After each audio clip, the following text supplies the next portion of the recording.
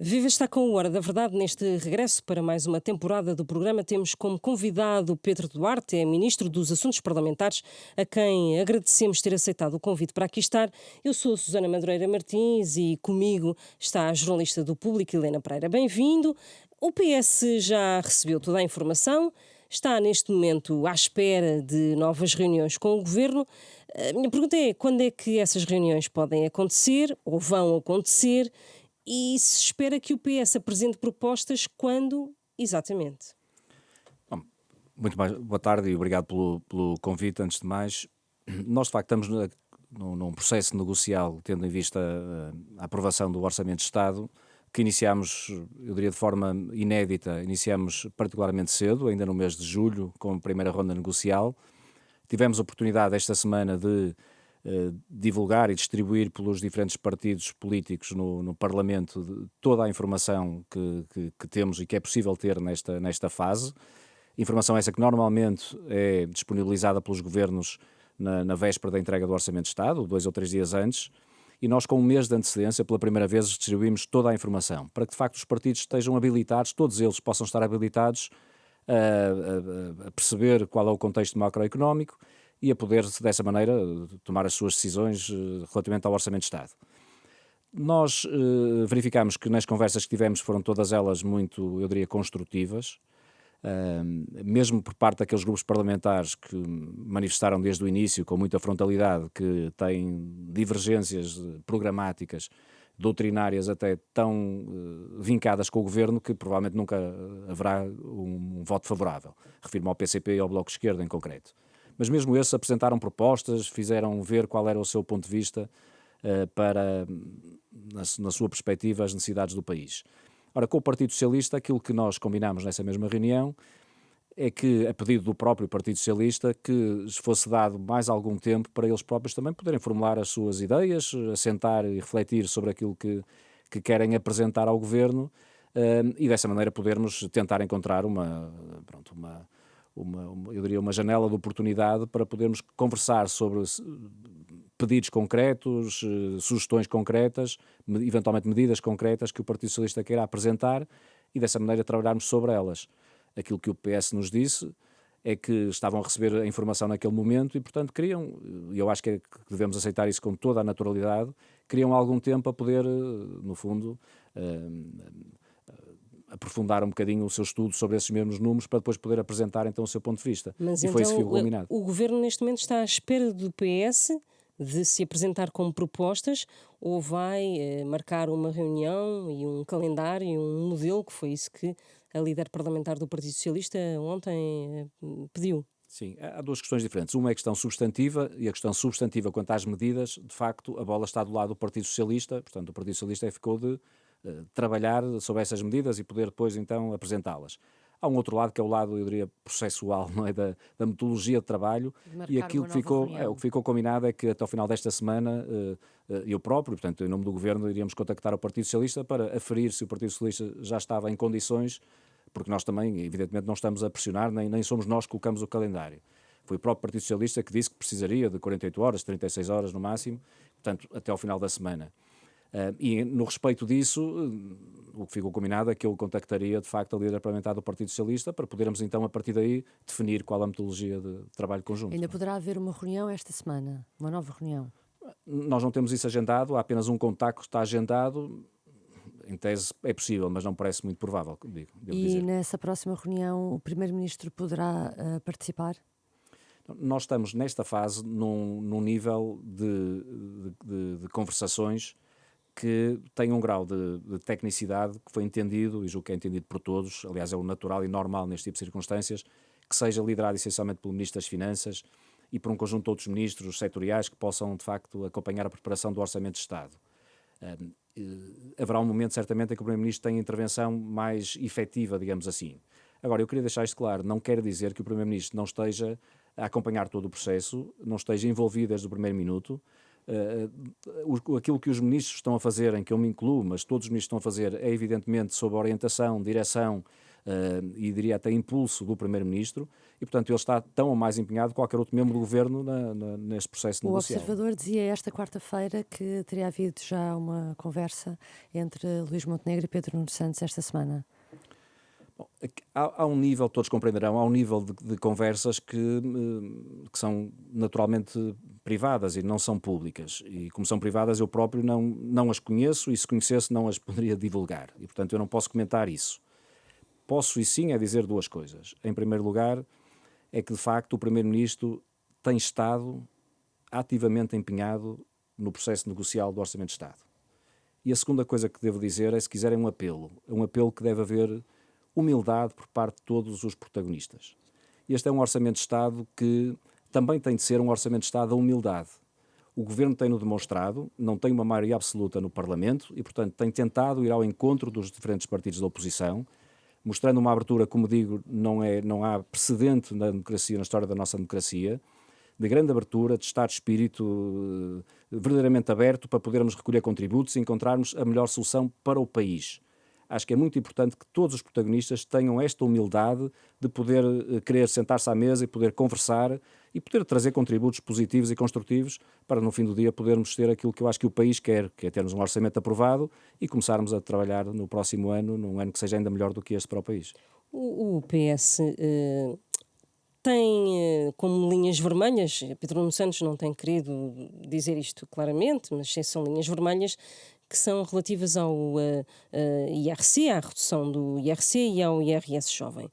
Até onde é que pode ir o Governo, ou se conta que o PS venha a quebrar e aceite modelar as duas medidas? Nós estamos precisamente nessa fase em que ouvimos publicamente o Partido Socialista eleger, digamos assim, esses dois temas como os relevantes para eles, os mais relevantes para o Partido Socialista, mas nós de facto ainda não percebemos qual a margem de manobra que o Partido Socialista tem ou quer ter relativamente a essas duas matérias em concreto. O PS diz que nem pensar, são para cair as duas medidas. Não sei se é bem assim, eu já ouvi coisas diferentes também. Por exemplo, no o que é que foi IRC eu ouvi falar em transmitido- seletividade. O que é que foi no IR transmitido na reunião com o PS? Ficou com certeza ou não ficou a perceber na reunião essa posição? Ou na reunião o PS levou outra posição?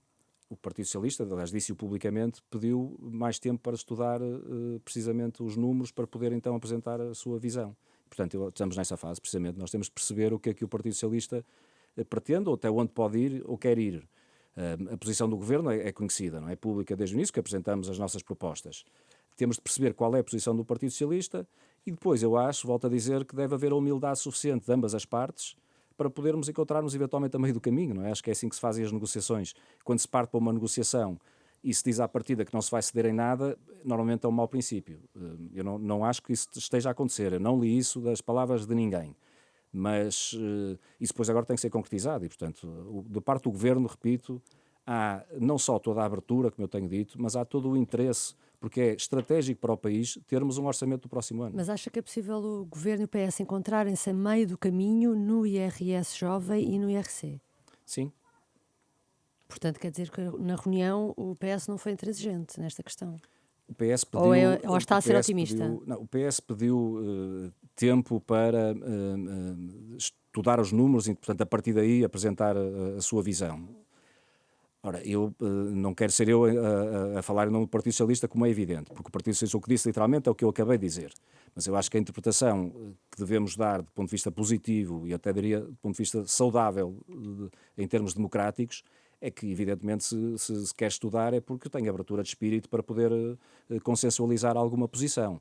Esta é uma interpretação minha, não é? Mas eu acho que é legítima, eu diria, não é? Não é só boa vontade da minha parte de encontrar a melhor solução, acho que é mais do que isso. Em último caso, o Governo admite que essas duas medidas, quer a redução do IRC, quer o IRS jovem, venham a ser adiadas e que em 2025 essas medidas não avancem? Ou para o Governo isso não é sequer questão? Tem mesmo de acontecer em 2025?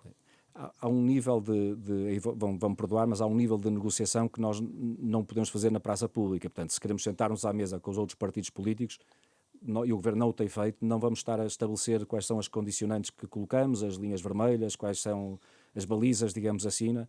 E, portanto, temos um estado de espírito muito aberto. Agora, há uma parte que eu julgo que todos os portugueses compreendem isso, e já tem sido dito também insistentemente pelo Governo.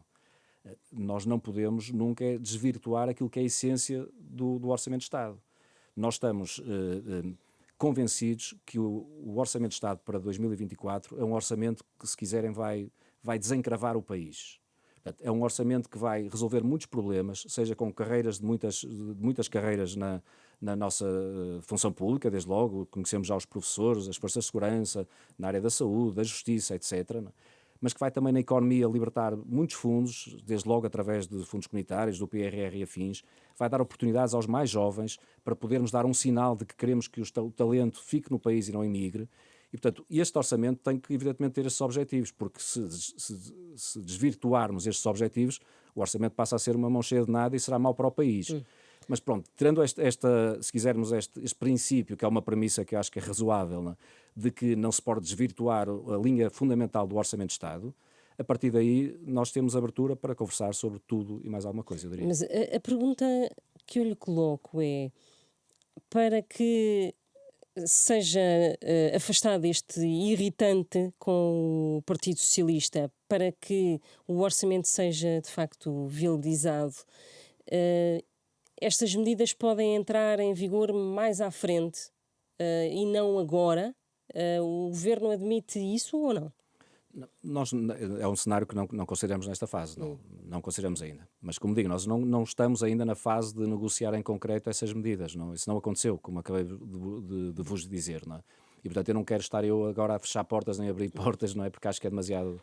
É precoce e não seria muito positivo do ponto de vista das negociações que queremos ter, e que julgo que é mais ou menos claro para todos que o Governo tem tido uma postura de absoluta lealdade e de realismo, e, portanto, e transparência até, não é? Portanto, nós mostramos todas as cartas que poderíamos ter, quer seja sobre o contexto macroeconómico, quer seja com as nossas próprias propostas que temos para apresentar, portanto, aquilo que é o tronco mais relevante do orçamento, está claro, julgo eu, para todos hoje, e estamos à espera de contributos de outros, com muita abertura para podermos acolher contributos de outros partidos. Não é? Se as negociações com o PS falharem, o Chega ainda é hipótese para negociar a viabilização do orçamento?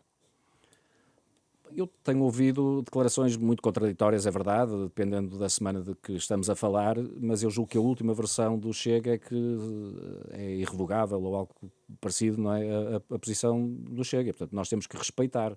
A posição do Governo tem sido conversar com todos, não é? Nós temos tido reuniões com todos os diferentes partidos, sem qualquer exceção, incluindo dando toda a informação àqueles que nos dizem logo que não vão votar contra o orçamento. Aconteceu com o PCP, com enorme frontalidade, disse-nos logo que votaria contra em qualquer circunstância. E nós não foi por isso que deixamos de ter a reunião e de passar toda a informação que entendemos que era útil e que eles próprios requereram e que entenderam, portanto, também como pertinente. E, portanto, com o Chega é exatamente a mesma posição. Nós estamos a conversar e conversaremos até ao limite do que o próprio partido considerar relevante. Agora, essa pergunta tem que endossar ao próprio Chega para perceber... Se entende que é um partido fiável com quem se possa negociar. Nós não podemos ter estados de alma quando temos uma atitude de estarmos no Governo a tentar ajudar o país a ter um orçamento de Estado. Não é? E, portanto, nós temos propostas muito concretas em cima da mesa, um orçamento, e, como digo, temos abertura de espírito e de diálogo para acolhermos contributos de outros. Não vamos selecionar quem vai votar a favor ou contra o orçamento por qualquer outro tipo eu diria, de critério que não seja o interesse nacional. Mas vai haver novas rondas? Vai-se repetir este modelo? Ou seja, a partir de agora não será... os esforços não serão concentrados em reuniões com o PS? Vão continuar a fazer este tipo de reuniões com os outros partidos? A nossa ideia é continuarmos, eu diria, intensamente a trabalhar para termos um orçamento de Estado que possa ser aprovado. E, portanto, o Governo vai fazer tudo o que for possível para termos o orçamento aprovado. Se precisarmos de uma outra nova ronda de reuniões, nós manifestámos, aliás, aos partidos que estávamos inteiramente disponíveis para isso. Basta haver um partido que nos sinalize que quer ter outra reunião porque precisa de nos fazer chegar qualquer ideia ou contributo, ou porque precisa de mais informação, nós imediatamente convocaremos essa reunião. E, portanto, eu diria que nesta fase é o Governo empenhado a encontrar uma solução que seja boa para o país. E, portanto, a formatação, digamos assim, metodológica, hoje em dia é muito flexível, porque vai depender daquilo que for necessário para os outros partidos. Não é? Nós temos total abertura de espírito a esse respeito. Mas o Chega, a última vez que falou foi para dizer que só está disponível se o PS ficar de fora das negociações. Portanto, neste caso, teria o Governo que escolher. Pronto, mas aí acho que todos compreenderão que nós não poderemos, não faremos nenhum sentido termos uma atitude excludente. Não é? Acho que, eu tenho dito já várias vezes, nós temos que ir para uma discussão do Orçamento de Estado com um espírito construtivo e um espírito positivo. Não podemos ir com um espírito destrutivo nem excludente. O Orçamento de Estado não é uma ferramenta para quesílias partidárias ou para lutas partidárias ou para pisar os adversários políticos. Não pode ser isso. Este é um orçamento que tem que ser, eu disse há pouco, de humildade e de compromisso, de olharmos para o interesse nacional acima do interesse partidário. Se nós tivermos, eu diria que se nós olharmos para o interesse nacional, se todos os protagonistas olharem para o interesse nacional, nós vamos ter um Orçamento de Estado aprovado. Se os partidos olharem para os interesses particulares, portanto partidários, para o jogo político, nós aí poderemos eventualmente ter uma crise que eu acho que ninguém deseja e que seria péssima para o país. Se o orçamento não for aprovado, deve haver eleições antecipadas? É uma decisão que compete ao Sr. Presidente da República e, portanto, ele certamente saberá avaliar as circunstâncias e tomar a decisão adequada. Mas Em 2022, quando aconteceu a não aprovação do orçamento, o PSD foi ativamente favorável à convocação de eleições antecipadas. Agora não tem posição. Sim, o PSD agora está no governo e, portanto, tem um papel diferente, em primeiro lugar, e em segundo lugar, esse é um cenário que nesta altura não se coloca. Compreenderão que o governo, estando em funções, tendo um orçamento para apresentar, que está a ser preparado, como digo, ao detalhe, que ainda por cima está a ser partilhado e negociado com os diferentes partidos políticos. Nós estamos a pôr todas as nossas fichas, como se costuma dizer, todos os nossos esforços e o nosso foco na aprovação deste Orçamento de Estado. E temos que ter uma atitude positiva e uma atitude otimista. E, portanto, nós estamos convencidos que, se de facto toda a gente colocar o interesse nacional acima de outros interesses, nós vamos ter um orçamento. Acho que não há ninguém no país que defenda, penso eu, que defenda que é melhor o país não ter um orçamento do que ter um orçamento. Portanto, partindo dessa premissa, eu acho que com vontade positiva e construtiva, nós certamente vamos ter um orçamento aprovado. Mas o Partido Socialista, o líder do PS, já começou a fazer um discurso de pós-orçamento chumbado, que é o discurso do orçamento retificativo. No caso de haver um orçamento chumbado, o PS está disponível para um orçamento retificativo. A questão é se isso é viável e se essa ideia não faz sentido e se esse cenário não se coloca de todo neste momento. Do ponto de vista do Governo, manifestamente, não se coloca. Portanto, é um cenário que nós não equacionamos. Não é? Portanto, nós estamos a apostar tudo no Orçamento de Estado, na aprovação do Orçamento de Estado. E eu percebo, respeito que outros protagonistas políticos possam especular, digamos assim, e, portanto, entrar num jogo de especulações sobre potenciais ou eventuais circunstâncias que se possam adivinhar.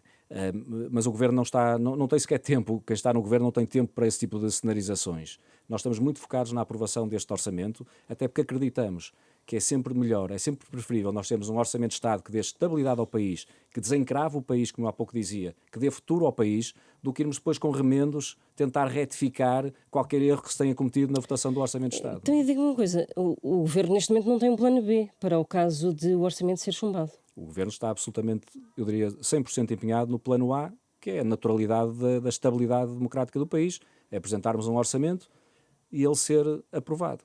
Eu acho que isso é o melhor para o país e teríamos muita dificuldade, teríamos nós do Governo, mas eu até acredito que teríamos nós enquanto país, muita dificuldade que outros não tivessem essa perspectiva de perceber que era melhor termos um orçamento do que não termos um orçamento. Mesmo que depois pudesse haver os tais remendos. Não é? E no meio disso tudo, se o Governo está ou não preparado para a eventualidade de ter de governar em duodécimos, na eventualidade de o Presidente da República não convocar eleições antecipadas. Gostava que fizesse um bocadinho de cenários, por favor. Eu estava a sorrir precisamente porque percebo o esforço, mas de facto isso é especulativo, não é? E portanto, e nós, nomeadamente nesta função, não podemos ter, quando estamos a governar, não podemos ter, quer dizer, fazer esse tipo de análise política especulativa. Por exemplo, Nós o temos, seu colega Ministro das Finanças, aí mesmo onde está sentado, disse uma coisa, foi um bocadinho mais além. Se o orçamento, se o programa do governo fosse desvirtuado, a possibilidade de haver eleições era muito forte, não é? Portanto, é mais cauteloso. sou porque não sei mesmo, quer dizer, nós podemos de facto ter podemos cenarizar, como há pouco dizia, ou especular, mas não depende de nós, não é? Eu acho que aí é o Presidente da República que vai tomar a decisão, com toda a legitimidade, ainda por cima ele tem já muita experiência não só de Presidência da República, mas tem experiência de circunstâncias similares, e portanto ele tomará a decisão que achar conveniente e nós vamos ter que a respeitar, não é? É assim que funcionam as regras, não é? Mas acha que seria execuível governar um país nestas circunstâncias com duodécimos? Acho que seria muito pior do que com um orçamento aprovado. E, portanto, por isso é que eu tenho dito algo que pode parecer um bocadinho básico, mas às vezes nós temos que voltar aos básicos, não é? O país está melhor ou pior, ou ficará melhor ou pior se tiver um orçamento aprovado. Parece claro para toda a gente que ficará melhor. Portanto, a partir daí eu acho que é apelar ao bom senso, à humildade, ao espírito construtivo dos agentes políticos. Não olharem para os interesses particulares, para os interesses partidários, não olharem para o jogo político, mas olharem para as pessoas, pensarem nos portugueses. E os portugueses vão viver melhor com um orçamento aprovado ou sem um orçamento aprovado. E acho que os portugueses vão viver melhor com um orçamento aprovado. E, portanto, a partir daí temos de confiar no bom senso e no sentido positivo, eu diria, e até com maturidade democrática, se quiserem, dos diferentes agentes políticos. Vamos passar para outro tema. Os últimos meses têm ficado marcados por falhas graves na segurança do Estado. Houve o episódio dos computadores roubados no Ministério da Administração Interna, a queda do helicóptero do INEM, do helicóptero de combate a fogos, uma intrusão de segurança no site aforro.net, hospitais que enviam grávidas para urgências que estão fechadas e depois abrem inquéritos. Ou seja, não há confiança nas instituições do Estado na área da segurança e na saúde neste momento? Eu, apesar de todos esses episódios evidentemente serem lamentáveis, acho que há graus muito diferentes entre eles, não é? Eu diria que o caso da saúde é um caso muito especial, que evidentemente nos preocupa muito, por razões acho que mais ou menos óbvias, que eu nem preciso de justificar, e sabemos que o Governo está desde o primeiro minuto muito empenhado em tentar debelar esses mesmos problemas, nomeadamente com a aprovação de um programa de emergência, que agora só para o ano é que estará resolvido, só no verão do próximo ano, segundo a Ministra. Sim, porque a partir do momento que se começam a implementar medidas, nós sabemos que isto é assim, os resultados não são imediatos, e portanto, mas se calhar se tivéssemos começado a preparar há um ano atrás, não teríamos os problemas que tivemos este verão. Não houve também demasiado otimismo ou voluntarismo da parte do Governo quando entrou em funções, nomeadamente nesta área da saúde? Não houve, eu admito que se possa ter havido uma comunicação que foi mal interpretada, eventualmente, mas o Governo desde o início que disse sempre de forma muito clara que os primeiros 60 dias seriam para a aprovação do plano, portanto para se preparar o plano, a execução do plano não era em 60 dias como é evidente, isso nunca ninguém o disse, nem nada próximo. Mas pronto, admito que às vezes a comunicação hoje em dia é tão rápida e imediatista que pudéssemos ter feito de maneira diferente essa parte da comunicação. Agora, o problema é que de facto estamos a tomar medidas e a olhar para elas, não é? Há outros problemas que alguns são casos pontuais que eu acho que inevitavelmente vão sempre acontecer, há outros que são de facto mais graves, mesmo ao nível da segurança, não é? Tivemos o episódio agora de Val dos Judeus, por exemplo, não é? Esse é de facto grave, e temos que olhar para eles, como é evidente, não é? Eu acho que o Governo existe para muita coisa, para projetar o futuro, para dar qualidade de vida às pessoas, mas também existe para colmatar falhas e lacunas quando elas aparecem, e portanto nós temos de antecipar o que for possível, quando não é possível temos de rapidamente intervir.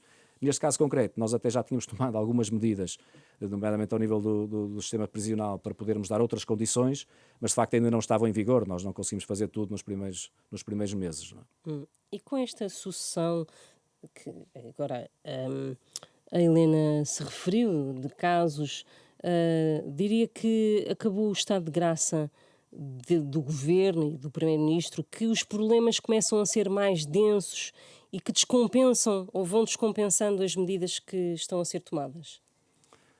Quer dizer, eu acho que temos também aqui de parar às vezes para pensar um bocadinho, não é? Nós acharmos que porque se roubou um computador num determinado edifício, ou porque houve um acidente, que é um acidente que caiu um helicóptero, não é? Por exemplo, acharmos que isso tem alguma coisa a ver com uma avaliação que se possa fazer da ação governativa, parece-me, no mínimo, excessivo, não é? E, portanto, acho que não devemos confundir. Há ações que têm a ver com políticas públicas em concreto, o caso da saúde, por exemplo, é evidente, não é? Até admito que noutros casos tem a ver com a segurança das prisões, e essa sim também é uma política pública, devemos olhar para elas e aí devemos perceber se isso é responsabilidade de quem, não é? Se é algo que teve a ver com a ação deste governo ou se é algo que é, de facto, uma herança que tem muitos anos, não é? E, portanto, desse ponto de vista, o governo, se quiser, do ponto de vista estritamente político, não está particularmente preocupado. Está preocupado, sim, porque os serviços do Estado não estão a dar a resposta que deveriam dar. E aí sim é onde o nosso foco está colocado. Sobre a interpretação política ou a avaliação política que se faz, eu acho com sinceridade que não é relevante para este efeito. Não é? Deixa-me só fazer uma pergunta sobre a ida da Procuradora-Geral da República ao Parlamento esta semana, dizendo a Lucília Gago que há 10.000 escutas a serem feitas e eu pergunto se face a esta e a outras informações que foram sendo dadas pela Procuradora sobre as escutas, se o Governo admite de alguma forma legislar para limitar o uso de escutas pela investigação judicial ou se pode começar a ponderar isso. Sim, o Governo não tem entrado nesse debate, não é? Tem-se apercebido deliberadamente por várias razões, mas uma delas é porque matérias desta natureza são matérias que, na nossa ótica, devem ser definidas a um patamar, diria, institucional que seja abrangente. E, portanto, acho que é muito importante que haja aqui convergência de pontos de vista. Não é uma matéria, não deve ser uma matéria de índole doutrinário, de índole ideológica ou algo parecido, não é? Porque são matérias de Estado, de facto, e, portanto, há um outro nível, envolvendo até eventualmente outros órgãos de soberania, como, por exemplo, o Sr. Presidente da República, envolvendo outras forças partidárias. Portanto, nós temos fugido, eu vou-vos pedir desculpa, mas vou continuar nesta senda, não vou querer entrar no debate público sobre essa matéria nesta fase. Não é? Pedro Nuno Santos já veio também dizer que a privatização da TAP tem que passar pelo Parlamento. O Governo, faz sentido para o Governo falar com o PS sobre esta privatização ou não? Sim, o Governo tem tido um espírito de... Eu acho que faz sempre sentido haver diálogo entre as forças partidárias, em particular neste contexto. O Governo não tem maioria absoluta e, portanto, nós temos que ter sempre esta predisposição de conversar, nomeadamente em decisões estratégicas como é esta. Não é? Então vai ouvir o maior partido da oposição antes de tomar uma decisão sobre a privatização da TAP? Há um conjunto de matérias que talvez não seja muito tão público quanto isso, porque naturalmente esse tipo de conversas não são tornadas públicas e não são feitas abertas, digamos assim, à comunicação social e à população em geral, mas há um nível de contacto que eu não vou dizer que é permanente, diário, mas é constante. Ou seja, as conversas sobre a privatização da TAP já estão a existir? Não estou a dizer isso. Não estou a dizer isso. Pronto, é bom mas para clarificar. Sim, mas pensei que estava a dizer isso. Que já não, até porque, como digo, como são privadas, mesmo se fosse o caso, eu não iria aqui estar a dizer, compreenderão. Não é? Portanto, eu não vou referir quais são os temas, nem... É só importante que os portugueses saibam, acho que isso é relevante, porque não é de agora, é algo que, aliás, é uma tradição histórica portuguesa e acho que muito saudável. Há contactos permanentes, nomeadamente nas decisões mais estratégicas. E, portanto, eu acho que essa parece-me evidente que é uma delas, não é? A privatização da TAP passará sempre por envolver o maior partido da oposição antes de acontecer definitivamente o negócio. Assim, depois do negócio fechado também não faria muito sentido, parece-me evidente, não é? Há troca de informação natural e normal neste tipo de coisas, portanto não parece que seja nada também de muito extraordinário, não é? E levar a questão ao Parlamento, que é outra desdobramento da pergunta, não é? Uma coisa é falar com o PS, outra coisa é levar o processo ao Parlamento. Sim, mas o Parlamento é uma instituição muito aberta e hoje em dia então, porque há uma multiplicidade de grupos parlamentares e portanto, os partidos do poder não estão em maioria, não é?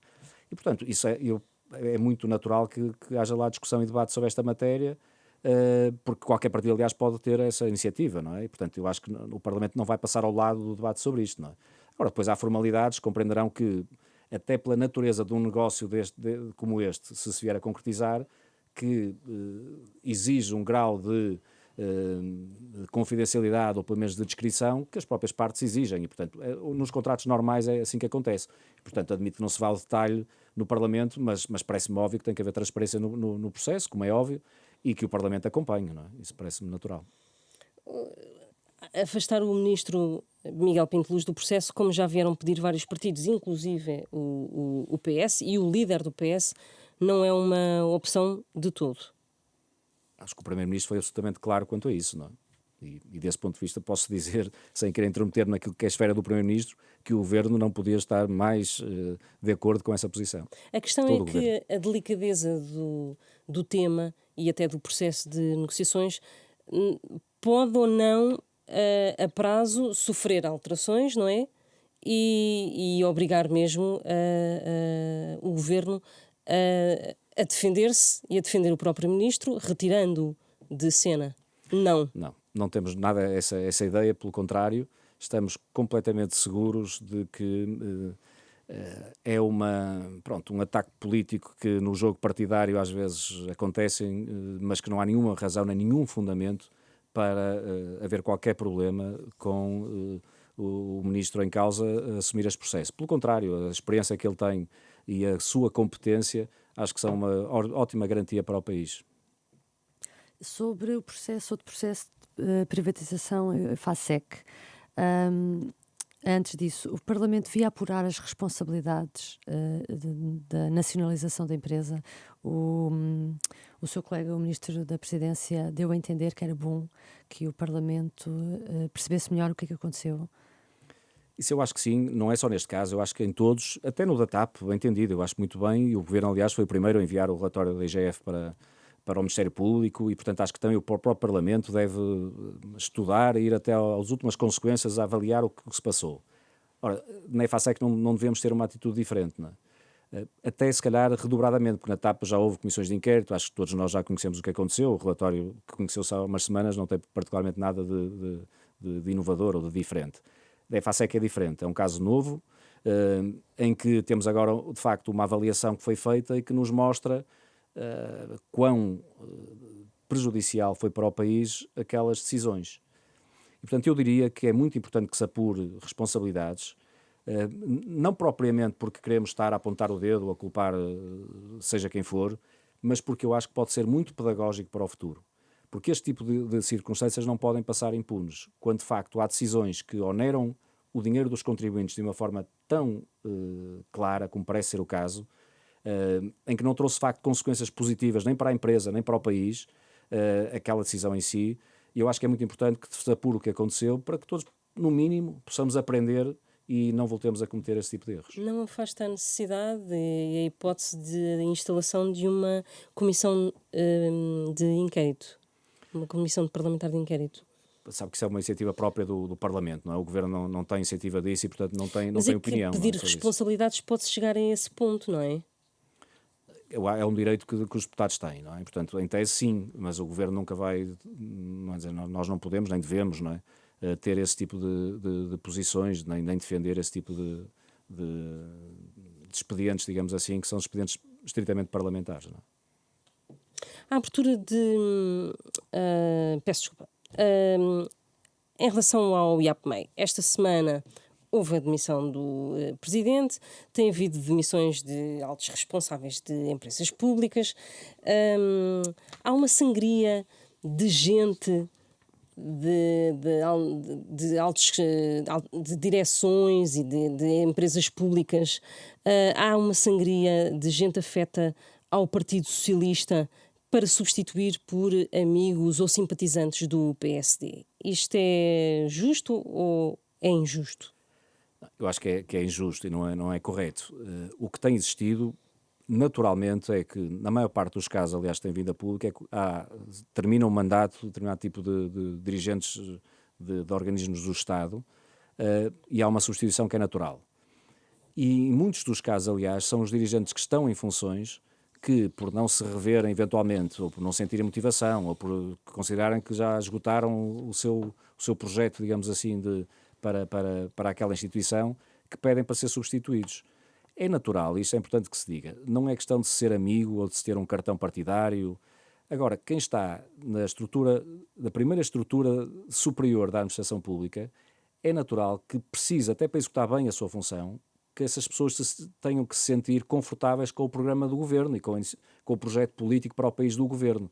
E, portanto, para poderem ser leais e para poderem ser competentes, têm que ter essa afinidade. Não é? Portanto, o governo não tem, é mesmo esta orientação. Não há qualquer posição de princípio de se escolher alguém porque é da cor X ou Y do ponto de vista partidário. Não há. Agora, há um princípio que eu acho que é natural, não é? Os ministros, os governantes querem ter de trabalhar com eles na sua equipa mais próxima, na primeira linha, digamos assim, pessoas que estão motivadas para executar as políticas do governo. Não é? E, portanto, é natural que num caso ou noutro possa haver substituições em que sai alguém que até por acaso tem ligações ao Partido Socialista e entra alguém que tem ligações ao Partido Social Democrata. Agora, o critério de escolha não é esse, não tem sido esse, e eu acho que o exemplo disso, eu podia dar vários, em que se tem escolhido pessoas que até são afetas ao Partido Socialista. Mas se essas pessoas estão confortáveis... Mas desalinhadas com o partido. Admito que sim, porque têm de facto de se sentir confortáveis por estar a servir um determinado programa de governo, que é o que foi aprovado e é o que está em vigor. Não é? Mas isso é outra forma de dizer que não é uma limpeza, é procurar pessoas com afinidades mais próximas. É quase igual. Na maior parte dos casos, é só uma questão porque de as pessoas semântica. que estão em funções dizem que pedem para sair. Portanto, tem acontecido na maior parte dos casos. Há muitos casos como este do IAPMEI esta semana, e já houve mais casos, que é pessoas que estão à beira de completar um ano de mandato, ou seja, mandar as pessoas embora antes de entrarem na possibilidade de pedir uma indemnização ao Estado. Portanto, vê-se que há uma preocupação de não deixar muitos dirigentes ficarem mais do que um ano. Portanto, isso está a ser feito à lupa, ou não? Que eu tenho conhecimento, não sei, mas eu até admito, se isso acontecer é para de facto poupar dinheiro aos contribuintes, eu diria, não é? Portanto, não é, porque seria indiferente se ser antes de um ano, quer dizer, não é por ser no mês 11 ou no mês 13 que há uma grande diferença desse ponto de vista, não é? E portanto, não acho que seja isso. Há casos, julgo que até o IAPMEI, não tenho certeza, mas julgo que é esse o caso, era alguém que estava em substituição, penso eu, não é? Porque o mandato já terá terminado há uns meses atrás.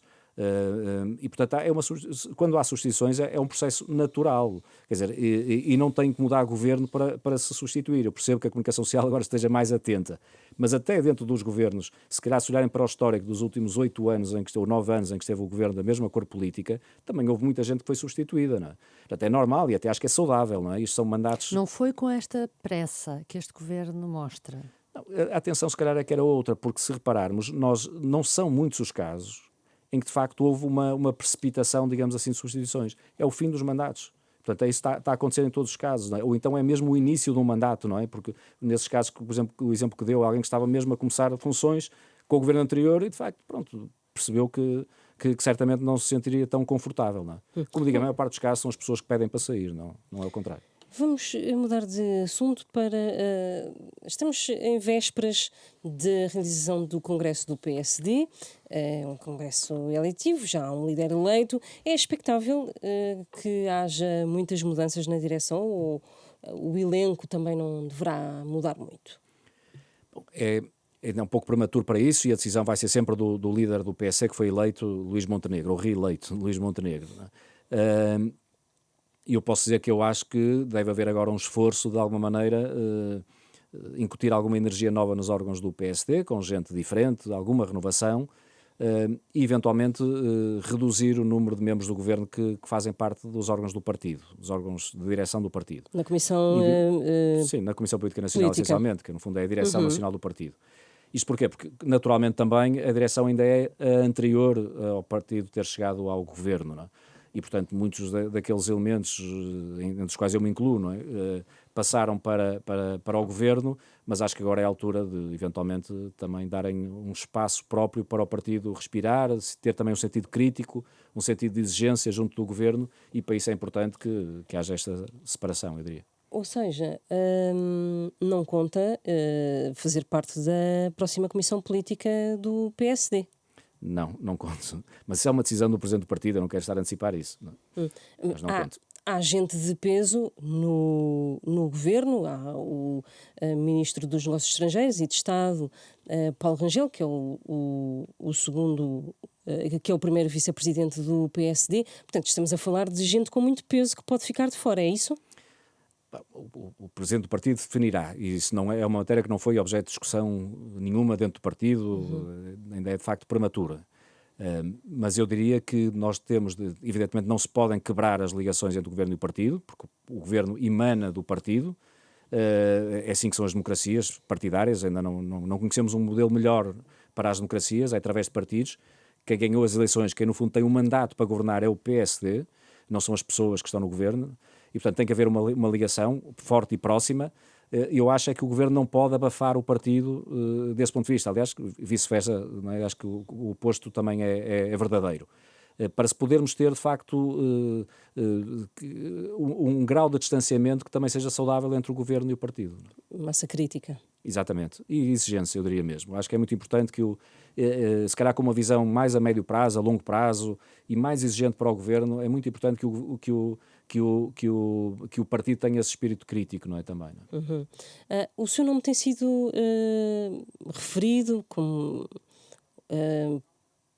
potencial candidato à Câmara Municipal do Porto nas autárquicas de 2025. Já colocou completamente fora de hipótese esta ideia?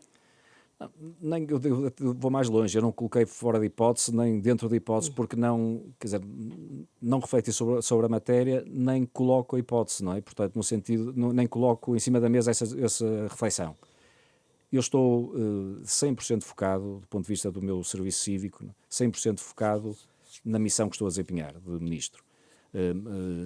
Acho que as pessoas compreenderão que a decisão de aceitar esta missão não foi uma decisão fácil, mas a partir do dia ou do minuto que a tomei, estou a empenhar-me com todas as minhas energias e todos os meus esforços.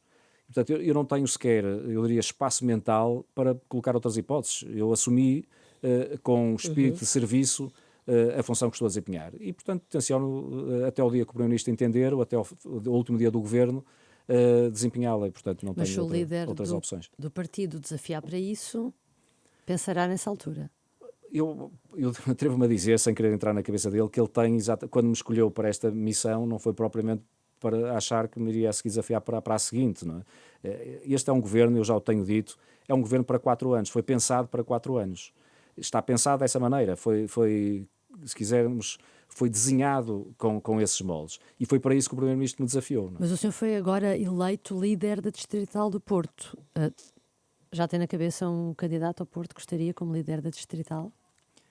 Eu posso dizer que tenho na minha cabeça, pelo menos, uma mão cheia de excelentes nomes.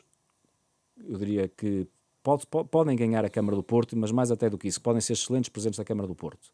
E tenho isso, não quero vou, partilhar não alguns. quero partilhar, não vou partilhar, mas tenho-os muito claros na minha cabeça e, portanto, estou, desse ponto de vista, bastante confortável. A decisão não vai ser para já, acho que todos compreenderão.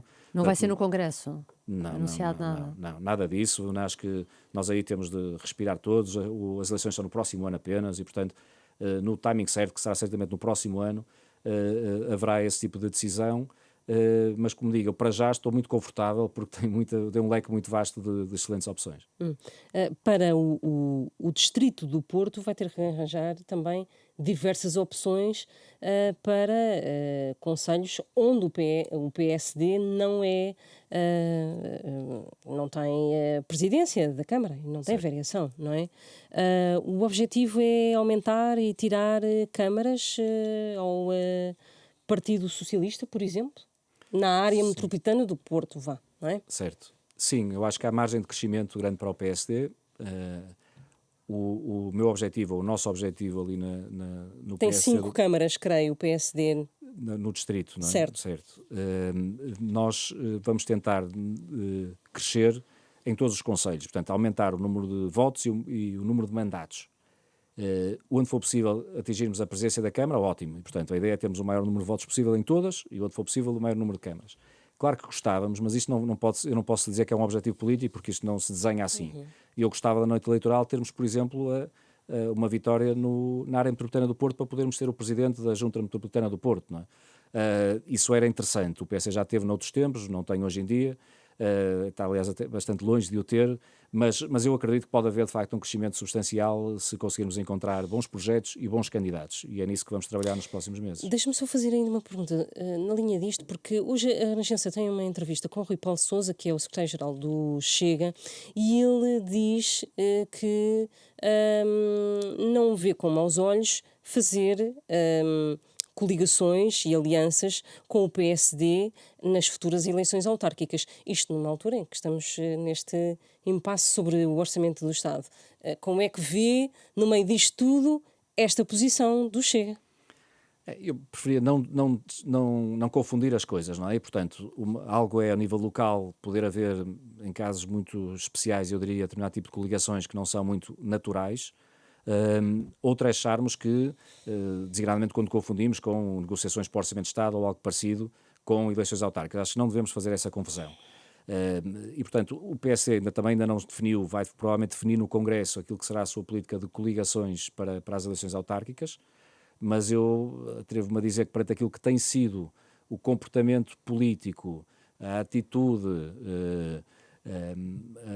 a maturidade das diferentes forças partidárias, eu diria que há outros partidos que são onde poderemos fazer coligações de forma mais natural, vamos pôr as coisas Que não assim, Chega. que não Chega. A Iniciativa Liberal, por E o exemplo. CDS também, sim, mas também a Iniciativa Liberal, No sim. Porto vai haver várias coligações com a Iniciativa Liberal, ou não?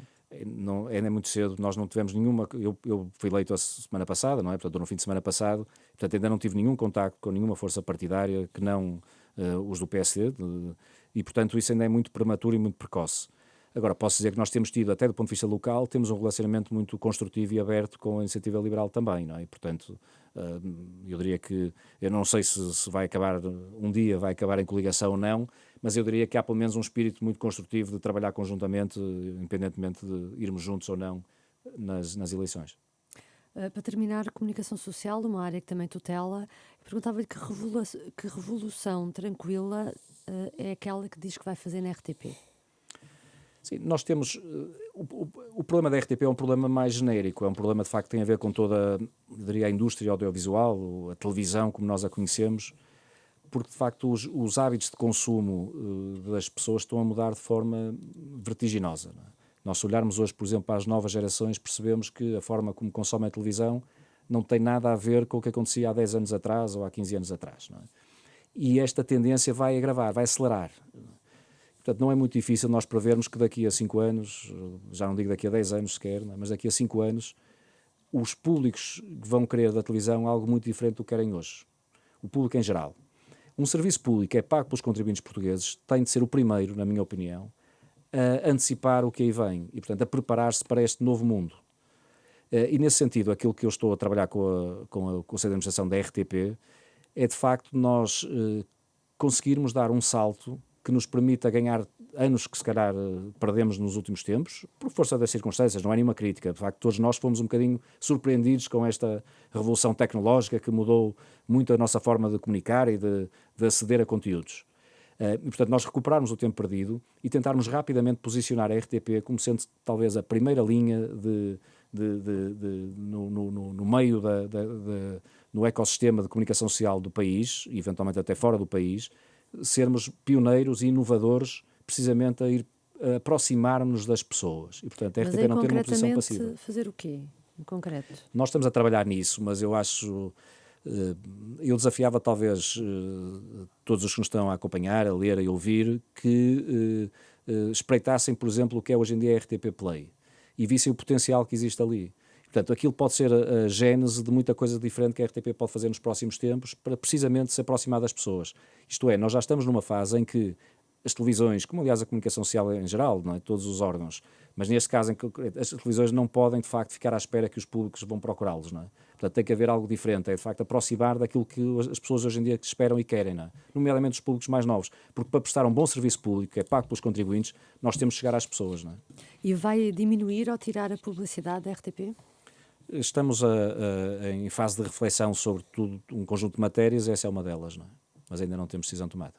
E o pacote de apoio aos média, que está prometido pelo menos desde junho, quando é que haverá? Está prometido precisamente que até ao final do ano iríamos apresentar. Foi isso que foi o nosso compromisso e assim acontecerá. Nós percebemos que a democracia não existe sem comunicação social.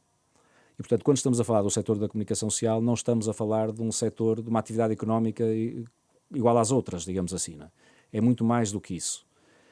Se nós queremos preservar a democracia, nós temos de preservar a comunicação social livre, isenta, independente, plural, e desse ponto de vista eu acho que há uma obrigação do Estado de garantir que, de facto, temos esta tal comunicação social livre, pluralista e independente.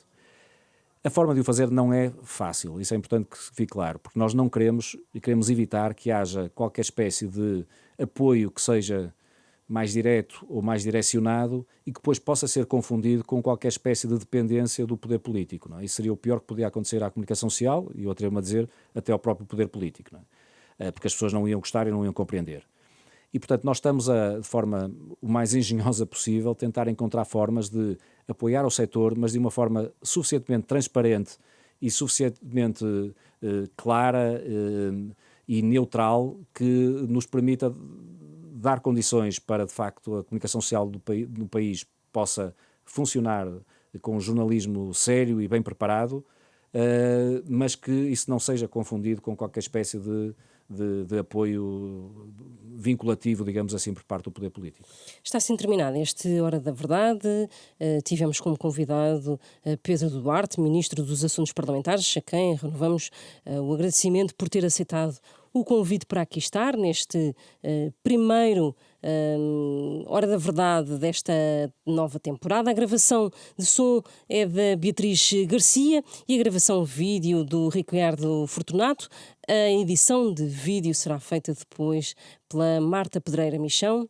Regressamos na próxima semana.